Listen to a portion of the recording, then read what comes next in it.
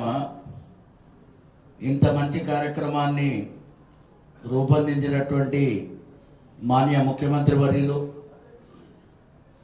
గౌరవ శ్రీ రేవంత్ రెడ్డి గారికి, మా దిశానిర్దేశకులు, తెలంగాణ ఉద్యమాన్ని ఉవ్వెత్తున అందరినీ భాగస్వామ్యం చేసే విధంగా ప్రయత్నం చేసినటువంటి పెద్దలు ప్రొఫెసర్ కోదండరామ్ గారు, అదేవిధంగా చాలా అర్చకుల పట్ల నిరంతరం ఆలోచన కలిగినటువంటి ఎమ్మెల్సీ రాహుల్ నాయక్ గారు, మరియు అర్చకుల ఉద్యమాల్లో పాల్గొన్నటువంటి శోభన్ బాబు గారు, వేదిక మీద ఉన్న పెద్దలు, నా ముందున్నటువంటి మిత్రులందరికీ కూడా నేను చేతులెత్తి నమస్కారం తెలియజేస్తున్నాను.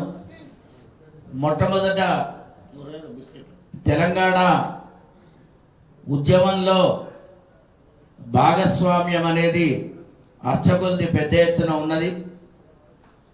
ఆ రోజు తెలంగాణ ఉద్యమ సమయంలో కోదండరామ్ గారి పిలుపు మేరకు దేవాలయాల్లో మేము స్వామివారికి ఎక్కడ కూడా ఇబ్బంది కాకుండా ఆరాధన చేసి, తర్వాత ఆర్జిత సేవలు అంటే వచ్చినటువంటి వాళ్ళకి అర్చన కానీ ఇట్లాంటివి ఏవి చేయకుండా, ఇంతకుముందు మా రంగారెడ్డి అన్న చెప్పినట్టు గుడి బంధు బడి బంధు అని చెప్పి తెలంగాణ వస్తేనే కానీ మేము గుళ్ళల్లో అందరికీ పూజలు చేస్తామని చెప్పి ఎంతోమంది భక్తుల్ని ఉత్తేజం చేయడంలో ఇక్కడ ఉన్నటువంటి పెద్దలంతా ఉన్నమాట పూర్తి వాస్తవం.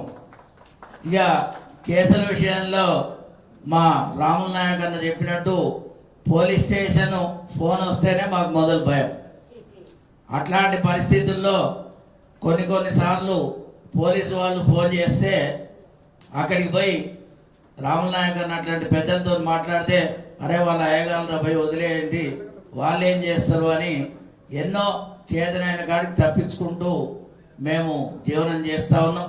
అయితే మిలీనియం మార్చ్ కానివ్వండి, సకల జనుల సమ్మె కానివ్వండి, వంట వార్పు కానివ్వండి, నల్గొండ గడియారం సెంటర్లో కోదండరామ్ సార్ని తీసుకొచ్చి పెద్ద ఎత్తున 1 గంట 2 గంటలు రాస్తారోకులు ఎన్నో కార్యక్రమాలు జరిగాయి. కానీ తెలంగాణ వస్తే మా జీవితాలు బాగుపడతాయి, తెలంగాణ వస్తే మా పిల్లల జీవితాలు బాగుపడతాయి అనుకున్నాం.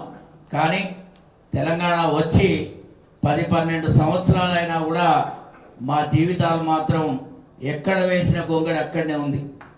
అది మీరు గుర్తించాలి అని చెప్పి మేము కోరుతున్నాం. ఈరోజు సామాన్య అర్చకుల్ని పిలిచి మీరు కూర్చోబెట్టడం అనేది, మా పనులు ఏమైతావో ఏం కావో పక్క పెడితే కోదండరామ్ సార్ పిలిచిండు అంటేనే మా పనులు అయిపోతాయి అని చెప్పి మేము అనుకుంటున్నాం. ఇది భగవంతుడు తదాస్తు అని వరం ఇచ్చాడేమో ఈరోజు మీ ద్వారా మేము కోరుకున్నాం. ఇక పెద్దలందరికీ నా మనవి ఏమిటంటే 2-3 విషయాల్లో నేను ముగిస్తాను. సబ్జెక్ట్ పైన నేను మాట్లాడతాను. అర్చకులు అనేటువంటి పదం ఏదైతే ఉందో ఇక్కడ ఉన్న పెద్దలందరూ గ్రహించాలి, మీరు కూడా గ్రహించాలి. అర్చకులు అనేది ఇది అర్చక కులం అని చెప్పి మేము ఎప్పుడు కూడా అందరికీ కూడా తెలియజేస్తున్నాం. ఇందులో మా కులాలు లేవు, మేమందరం కూడా అర్చక కులం. ఇందులో పెద్ద చిన్న అని మాకు ఏ తేడా లేదు సార్, అది మీరు దయచేసి గుర్తుపెట్టుకోవాలి. మేమందరం కూడా, ఎందుకంటే ఒక ఎంప్లాయీస్, ఎలక్ట్రికల్ ఎంప్లాయీస్ అనుకోండి, ఎడ్యుకేషన్ డిపార్ట్మెంట్ ఎంప్లాయీస్ అనుకోండి, వాళ్ళలో కూడా ఎన్నో కులాలు ఉన్నాయి. అయినా వాళ్ళు ఒకటే సంఘంగా ఉంటారు. మేము కూడా కులాలకు అతీతంగా అర్చక కులం అని మేము ఈరోజు ఒక నినాదంతో అందరి ముందుకు మేము వస్తున్నాం. అయితే 2007వ సంవత్సరంలో ధూపదీప నైవేద్య పథకం అనేది ఆనాడు ఉన్నటువంటి మాన్య ముఖ్యమంత్రి వర్యులు స్వర్గీయ రాజశేఖర రెడ్డి గారి ప్రభుత్వంలో ఈ ధూపదీప నైవేద్య పథకం ప్రారంభమైంది. ఆ రోజు రాముల్ నాయక్ అన్న కూడా ఉన్నారు. 2007 నుంచి ఈనాడు ఉన్నటువంటి సమయం 19 సంవత్సరాలు గడిచినాయి సార్ ఇప్పటికి కూడా. కానీ మా జీవితాల్లో మాత్రం వెలుగు రాలేదు అని మీకు తెలియజేస్తా ఉన్నాం. ఆనాడు 2,500 రూపాయలతో మేము మా జీవనాన్ని కొనసాగిస్తూ వచ్చి అది కొంత 6,000, ఈరోజు 10,000. 10,000లో కూడా రోజు ఇంతకుముందు మా అన్న మహబూబ్నగర్ అన్న చెప్పినట్టు బండారాలు చేయడానికి, నైవేద్యాలు చేయడానికి 4,000 రూపాయలు పోతాయి సార్. 6,000లో ఒక అర్చక కుటుంబం ఎట్లా బతుకుతుంది అని మీరు దయచేసి ఆలోచించాలి. 6,000 రూపాయలతో మా వేతనం కొనసాగిస్తూ మీ అట్లాంటి పెద్దల ఆశీస్సులు, పూజ, కొబ్బరికాయ, పునస్కారమో, బండి పూజ చేస్తేనే మాకు డబ్బులు తప్ప మాకు దేవాలయంలో ఆదాయాలు లేవు. కాబట్టి మేము ఆనాడు కూడా ఉద్యమంలో పాల్గొన్నప్పుడు మేము అదే చెప్పాం, ధూపదీప నైవేద్య అర్చకుల్ని వెంటనే రెగ్యులర్ చేసి మాకు స్కేల్ ఇవ్వండి అని చెప్పి నేను ఆ రోజు కూడా నినాదాన్ని ఇచ్చాం. ఇప్పటికి కూడా మేము అదే కోరుతున్నాం.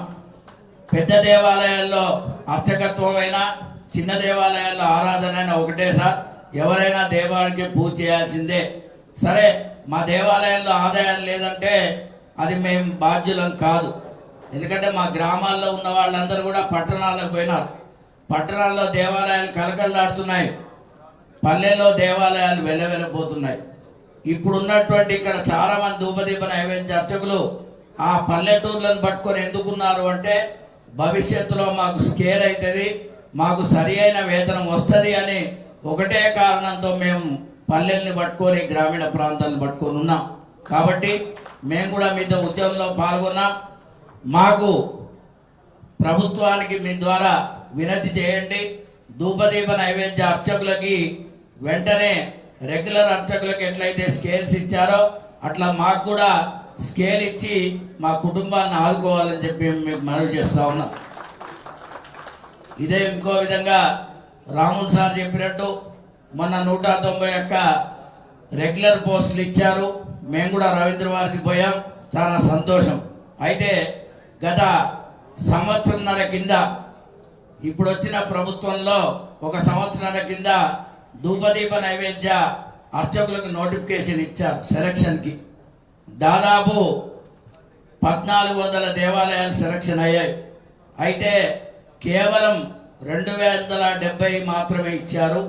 1,058 దేవాలయాలు ఇప్పటికి కూడా ధూపదీప నైవేద్యం నోచుకోకుండా ఇక్కడ ఉన్నటువంటి మా అర్చకులందరూ కూడా ఆ పోస్టులు ఎప్పుడు భర్తీ అవుతాయి, మాకెప్పుడు శాంక్షన్ అవుతాయి అని చెప్పి ఎదురు చూస్తూ ఉన్నారని చెప్పి మీకు మరీ తెలియజేస్తున్నారు. ఆ 191 మందికి ఎట్లయితే ఇచ్చారో మొన్న నేను మంత్రి గారితో అదే చెప్పాను. అమ్మా, 191 మందికి ఇచ్చారు, సంతోషం.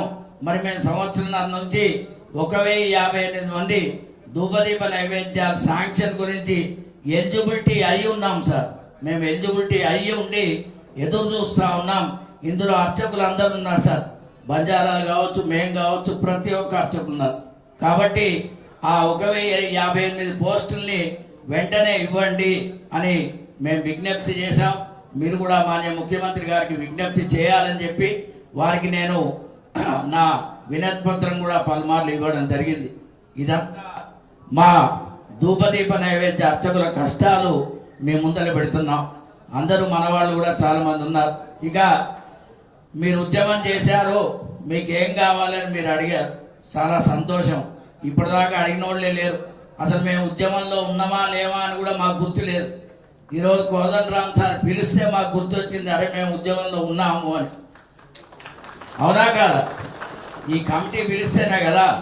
అయితే మేము ఉద్యమంలో పాల్గొన్నాం కాబట్టి మాకు కానీ మా పిల్లలకు కానీ విద్య విషయంలో కొంత రిజర్వేషను, తర్వాత వైద్యం విషయంలో ఎక్కడి పోయినా మాకు 1 రూపాయి ఖర్చు లేకుండా మాకు వైద్యం అందించే విషయంలో మీరు ముందుకు రావాలని చెప్పి, అదేవిధంగా ఎవరైతే తెలంగాణ ఉద్యమకారులరో వాళ్ళందరికీ కూడా స్థలాలు ఇచ్చి ఇండ్లు ఏర్పాటు చేయించాలని చెప్పి మీకు మనవి చేస్తూ, మరొక ముఖ్యమైన విషయం ఏమిటంటే, ధూపదీప నైవేద్య అర్చకులే కాదు ఉద్యమకారులందరికీ కూడా నెలసరి ఏమైనా కొంత పారితోషికం ఇచ్చే ఏర్పాటు కనుక చేస్తే మా కుటుంబాలు ఎప్పుడు కూడా ఉద్యమంలో పాల్గొన్నాం, మా కుటుంబాలకు కొంత లబ్ధి పొందింది అని చెప్పి మేము కోరుకుంటూ చాలా విషయాలు మీ ముందు పెట్టాం. మీరు ఓపికగా విని మాకు అవకాశం ఇచ్చినందుకు మీకు ధన్యవాదాలు తెలియజేస్తూ దౌలతాబాద్ వాసుదేవ శర్మ రాష్ట్ర అధ్యక్షులు ధూపదీప నైవేద్య అర్చక సంఘం. జై అర్చక, జై అర్చక.